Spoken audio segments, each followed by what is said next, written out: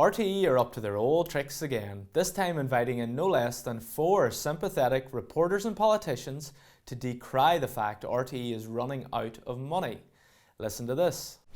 I think the whole notion of public broadcasting isn't sold enough. I think people, it's easy to say we're the public broadcaster, but it's explaining how the sausage is made and, how important it is. And I think, it's a big ship to move and it moves slowly. But, yeah. I really think that, No, I agree. I mean, the future of public broadcasting is at stake.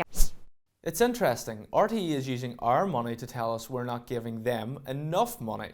And now their friends in government want a screen tax that will also go to RTE, even if you don't own a TV. Yes, you'd have to pay the equivalent of the licence fee for having a phone or computer in the house.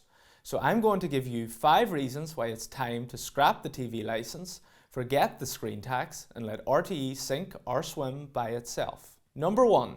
Fewer and fewer people watch RTE, so why should we be forced to pay for a service that's increasingly unused and irrelevant? Number 2. Lots of other channels cover the same news and sports that RTE do.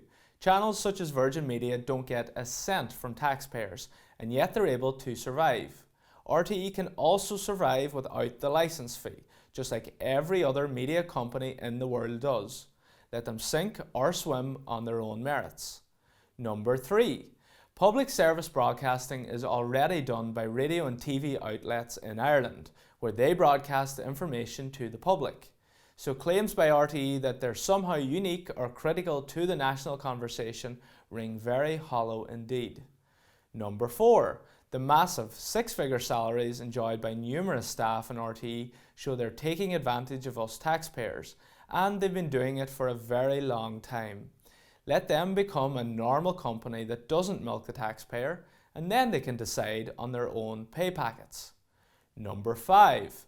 Having a national broadcaster and government work hand in glove with each other is a recipe for disaster, where journalists are disincentivised from exposing the politicians they rely on for debt collection.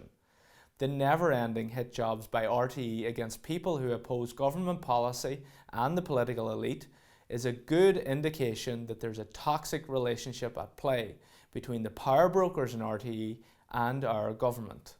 It's time to break up these bedfellows and hold our elites to account. So, I propose we scrap the TV licence, forget the screen tax, and let RTE survive in the real world.